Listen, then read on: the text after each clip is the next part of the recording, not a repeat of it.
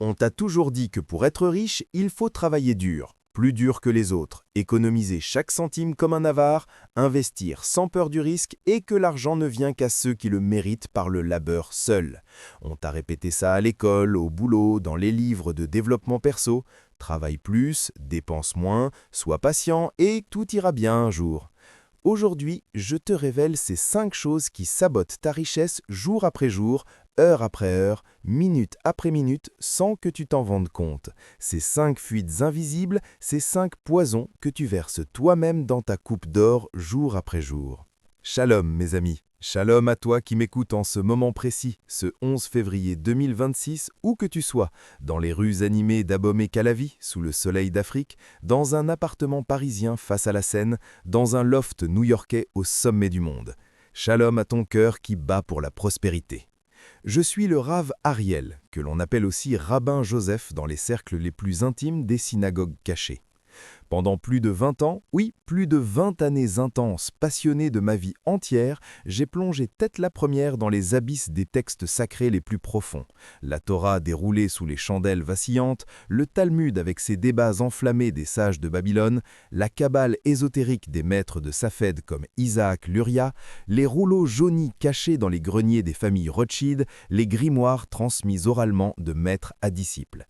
J'ai voyagé des murs millénaires de Jérusalem, mouillés de prières et de larmes, aux synagogues oubliées de Pologne où l'on sent encore l'ombre de la Shoah, des banques discrètes de la City de Londres où l'on murmure les anciennes formules kabbalistiques aux traders qui ont fait fortune. J'ai étudié les principes éternels qui ont permis à mon peuple de prospérer malgré tout. Les chaînes de l'esclavage égyptien, les expulsions d'Espagne en 1492, les pogroms russes, les camps de la mort, les krachs boursiers mondiaux. Pourquoi eux, toujours debout, toujours riches en esprit et en or? Pourquoi pas toi qui galères encore? Ce que tu vas apprendre va te choquer, te secouer jusqu'au tréfonds de l'âme, te faire bondir de ton siège. Mais écoute, gravure chaque mot. Si tu appliques ne serait-ce qu'un seul de ces 5 principes, dès demain, ta vie changera, radicalement. Tes finances exploseront comme une source jaillissant du désert. Ton compte bancaire chantera. Regarde autour de toi. Là, maintenant, dans ta réalité quotidienne, pourquoi ton voisin, qui bosse autant que toi, galère avec le crédit auto pendant que d'autres roulent en Mercedes sans effort? Pourquoi certains amassent des fortunes silencieuses, des empires invisibles, tandis que toi tu cours après le loyer, le pain, l'essentiel? Pourquoi les familles juives chassées de partout reviennent toujours plus fortes, plus riches? La réponse est là. Caché en plein jour, dans ces 5 choses fatales, ces 5 poisons que 99% des gens donnent sans savoir. Imagine la scène, tu te lèves demain matin, applique le premier principe et en 1 mois, ton revenu double. En 6 mois, tu investis dans ton premier bien. En 1 an, tu es libre, vraiment libre, maître de ton destin financier. Prêt? Absolument prêt? Ne clique pas ailleurs, pas de pause, pas de distraction. Ta richesse en dépend, littéralement. On commence par la première fuite. Écoute attentivement. Chaque syllabe est un trésor kabbalistique, chaque phrase une clé d'or. Allons-y. Ton pouvoir de décision. Oui, ça. La toute première, la plus insidieuse, la plus destructrice de toutes, celle qui rase des empires avant même qu'ils naissent. Imagine la scène quotidienne que tu vis peut-être là, en ce moment même pendant que tu m'écoutes. Tu hésites devant une opportunité en or, un investissement en crypto, un appart à rénover, un side business. Ton esprit tourne en rond, je verrai plus tard. Qu'est-ce que tu en penses, chérie? Toi, mon meilleur ami, dis-moi ce que je dois faire. Ou le collègue du bureau, il est expert, non? Tu demandes, tu supplies presque, tu procrastines comme un hamster dans sa roue. Tu laisses les autres, famille, amis, influenceurs random, décider pour toi. Résultat catastrophique? Tes opportunités s'envolent comme des oiseaux affolés par un coup de tonnerre. Pouf, disparus à jamais. Les pauvres, oh, les pauvres chroniques font exactement ça tous les jours, toutes les heures, toutes les minutes. Ils appellent la voisine qui vit d'alloc. Faut-il que j'achète cette action Amazon? Ils consultent le collègue fauché qui roule en vieille Clio. Prête-moi ton avis sur ce prêt IMO. Et le patron tyrannique? On attend votre feu vert collectif, pas de décision solo. Boum! Explosion de pauvreté installée pour des décennies. Pourquoi?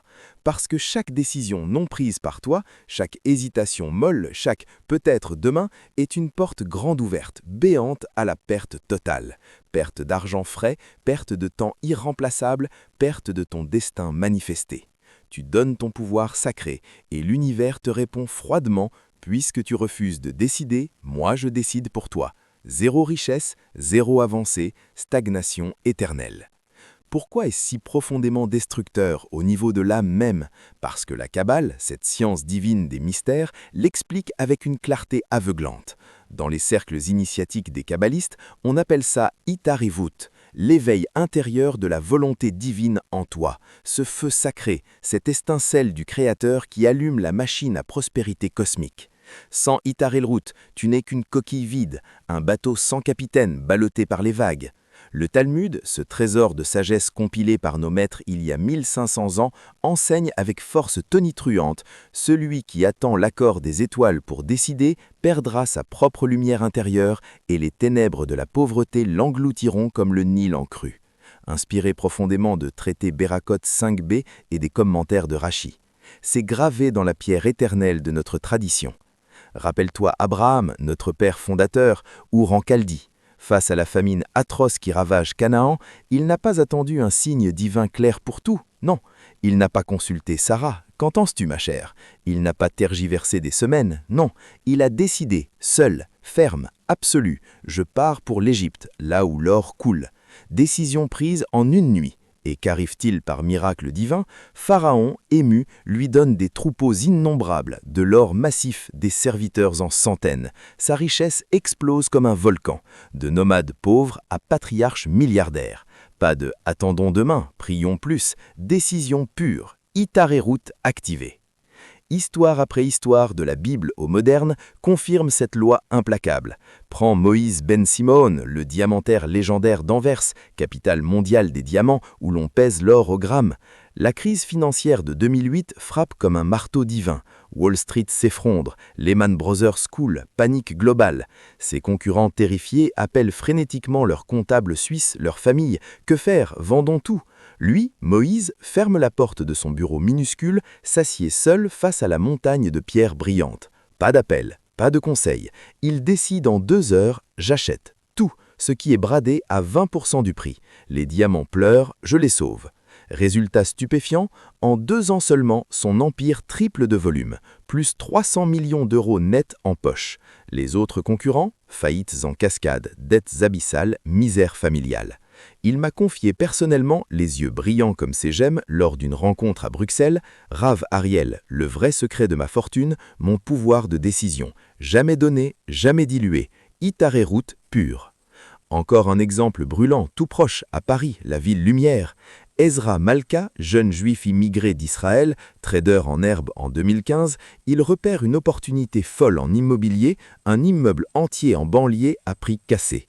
Ses amis parisiens, sceptiques, « Attends Ezra, consulte un expert immo, demande à ton oncle, fais une étude de marché de 3 mois. » Lui, non.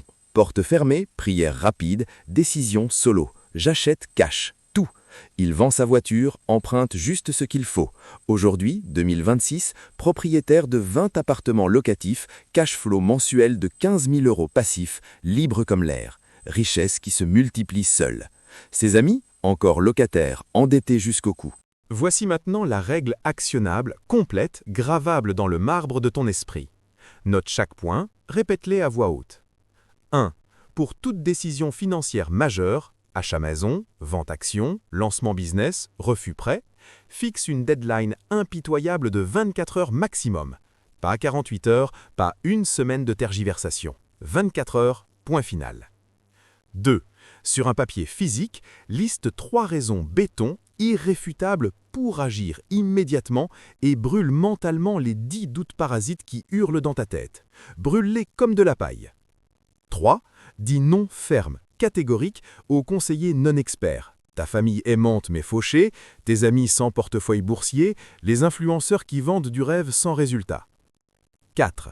Juste avant de trancher, ferme les yeux 60 secondes, visualise-toi baignant dans la richesse grâce à cette décision, sens l'or chaud dans tes mains, entends le tintement des pièces. 5. Entraîne-toi quotidiennement sur des micro-décisions.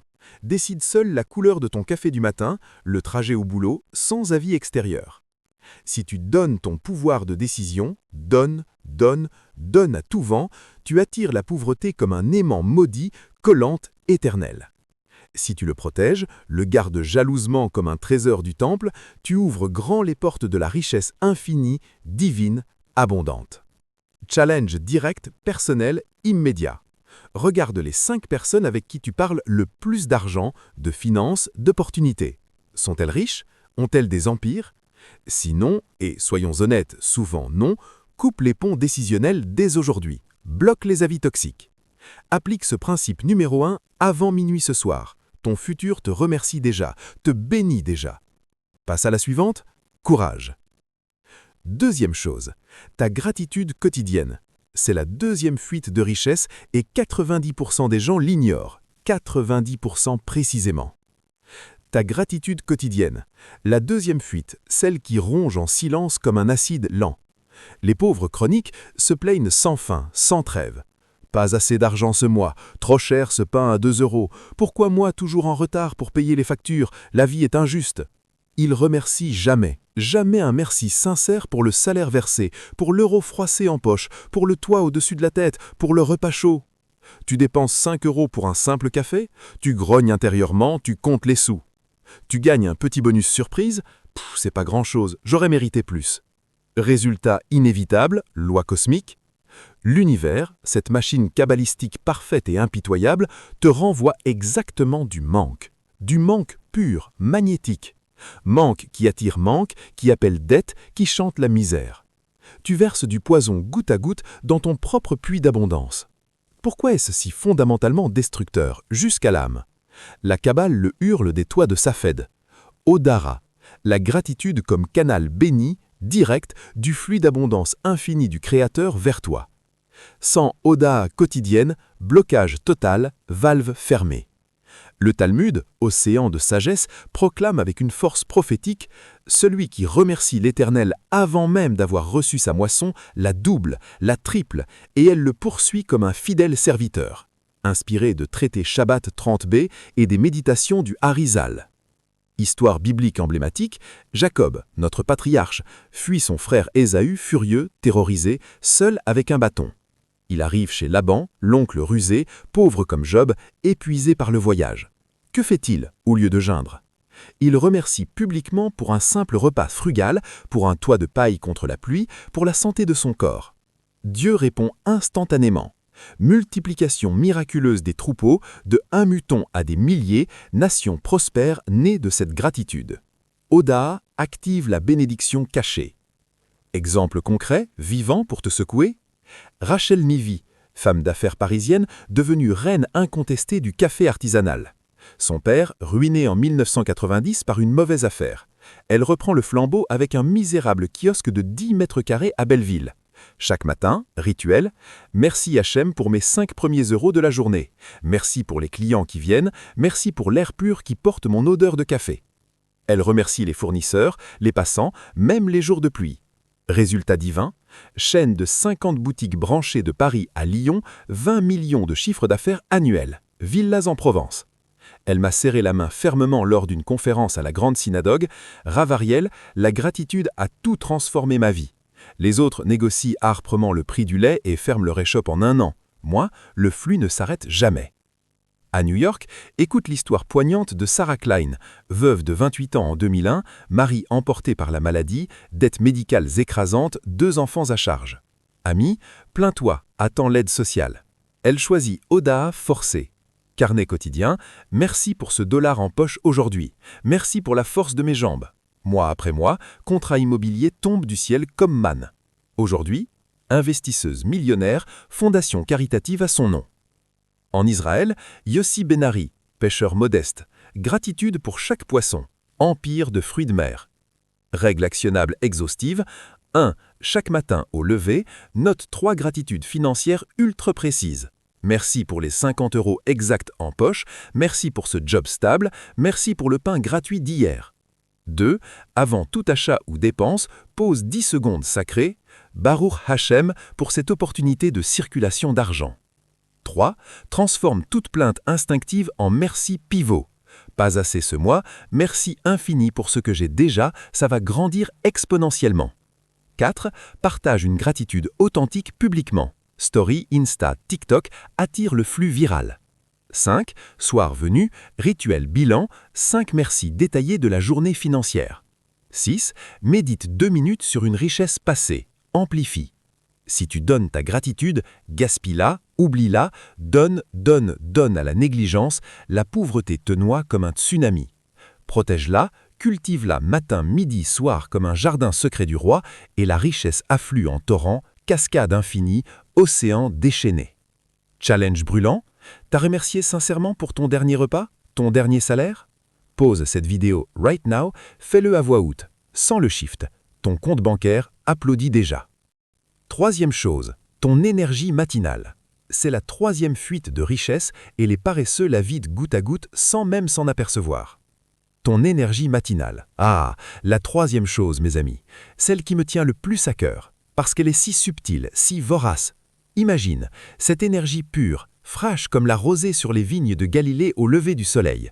C'est la troisième fuite de richesse, et franchement, les paresseux la vident goutte à goutte sans même s'en apercevoir. Tu connais la scène? Les pauvres chroniques, ceux qui tournent en rond année après année, snoozent l'alarme 10 fois de suite. Encore 5 minutes, je suis crevé, vraiment. Puis, au lit encore chaud, scroll infini sur TikTok, Insta, les vidéos qui volent le temps. Café tiède avalé à 10h du mat, et là ils se disent « Je commence vraiment demain, là je suis trop fatigué ». Leur journée entière, gâchée dès la première seconde, irrécupérable. Ces heures précieuses, magiques, où l'univers est tout frais, où les anges sont en position active, où la bénédiction divine coule pure et concentrée comme un laser d'or, tu les perds complètement. C'est l'heure liquide de l'aube qui s'écoule entre tes doigts, ce moment béni où tout est possible, où les portes du ciel sont grandes ouvertes pour toi seul. Pourquoi c'est destructeur au cube? Pourquoi ça rase des vies entières? Parce que la Kabbale, notre joyau mystique, vénère ça comme un trésor suprême, Shacharit, la prière de l'aube, l'action pure du matin comme source cosmique d'abondance inépuisable, un fleuve divin qui irrigue tout le jour. Le Talmud, écoute bien cette pépite, tonne avec la voix des sages. Les premières heures capturent la bénédiction du jour entier. Celui qui dort les pères courtise la misère comme une amante jalouse qui ne lâche plus. Inspiré de Yoma 87b, avec les commentaires éternels. Regarde Mayer Amschel Rothschild, le père fondateur de l'empire financier. À 4h du mat, tous les jours, sans faute, prière intense, plan stratégique griffonné à la lumière d'une bougie, puis conquête mondiale. De rien, il bâtit des banques qui dominent encore aujourd'hui. Prenons David Cohen, trader à Tel Aviv, un lion que j'ai rencontré. À 5 heures précises, méditation profonde, étude de Torah pour aligner l'esprit, puis boum, premier deal passé avant que le café refroidisse. Ses concurrents, encore au lit, ronflant. Lui, 10 millions en poche en 5 ans seulement. Rav Ariel, m'a-t-il dit, l'aube, c'est mon arme secrète. Les autres perdent la course avant le coup d'envoi. Ou Myriam Weiss à Londres dans la jungle tech, routine de fer à 4h30, Shacharit silencieuse, visualisation de son empire, première ligne de code. Résultat, start-up rachetée 50 millions, elle vit libre aujourd'hui. Et toi? Imagine-toi comme eux. Voici la règle, simple mais d'acier, détaillée pour que tu l'appliques dès demain matin. 1. Réveil fixé avant 6 heures sans négociation. Mets 5 alarmes s'il faut, mais lève-toi. 2. 30 minutes sacrées de Shacharit, prière courte ou visualisation. Vois ta richesse couler comme un torrent. 3. Ta toute première action, financière pure. Check ton compte, passe un micro-investissement, planifie un gain. 4. Zéro téléphone avant midi, pas de notif qui vampirise. 5. Commence par hydratation pure, eau citronnée pour booster l'énergie divine. 6. Tiens un journal énergie, note ce que tu accomplis avant 8 heures, célèbre-le. Si tu donnes ton matin, le laisses filer, donne aux rêves paresseux, la pauvreté te vole tout, sournoisement. Si tu le protèges, le chéris comme un nouveau-né, la richesse te sert sur un plateau, fidèle et généreuse. Challenge personnel, ton réveil est-il changé pour demain? Fais-le maintenant, pause la vidéo, règle-le à 5h30, sans déjà l'énergie monter. Incroyable, non? Passons à la quatrième chose, celle qui fait mal parce qu'elle est si courante, tes promesses verbales. C'est la quatrième fuite de richesse, et les bavards, oh les bavards inconscients, la dilapident sans fin, mot après mot. Promis, je te prête ces 100 € la semaine pro. On fait affaire comme ça, de bouche à oreille. Les pauvres adorent ça. Ils promettent à tort et à travers, sans filet de sécurité, sans un papier qui les lie. Un oui verbal lâché au bar, à un cousin, à un collègue, et paf, l'argent s'évapore, la confiance se brise, le cycle de la dette s'installe pour des mois. Dans la Kabbale profonde, on appelle ça Nider, le vœu sacré, la parole d'or qui lie les mondes visibles et invisibles. Le Talmud avertit, grave, une promesse non tenue est un vol commis à l'Éternel lui-même, et il retient sa bénédiction en retour. Inspiré de Nedarim 22-A. Souviens-toi Abraham avec Lot. Il promet des terres fertiles à son neveu, il tient parole à la lettre malgré la tentation. Résultat, Dieu récompense, richesse décuplée, postérité éternelle. Esther Blum, à Londres, agente immo d'élite que j'ai croisée, zéro promesse verbale. Toujours écrit, toujours signé, dit-elle. Un client hésitant, contrat ferme avec minuit. Résultat, portefeuille de 50 millions, client VIP en file indienne. Enfin, la cinquième chose, la clé de voûte, ta dîme spirituelle. C'est la dernière fuite de richesse, et les avares, ces gardiens fermés du portefeuille, la bloquent exprès, point serré. Les pauvres gardent tout pour eux. C'est mon argent, dur gagné, pas question de donner. Pas de charité, pas de 10%, rien. L'argent stagne, pourri comme une eau immobile. La Kabbale chante Maaser, la dîme de 10% comme flux divin perpétuel, ouverture des canaux célestes. Le Talmud le dit clair, donne la dîme en premier et la richesse te poursuivra comme un chien fidèle infatigable. Inspiré de Ta'anit 9-A. Les Rothschild, 10% anonymes à des œuvres juives, empire bâti sur ce secret. Règle simple et puissante.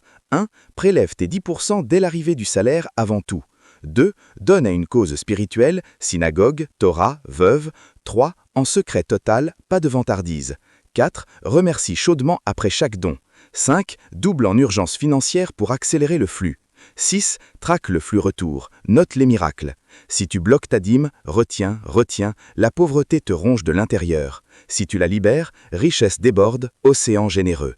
Challenge, calcule tes 10% ce mois, donne-les ce soir, sans la bénédiction couler.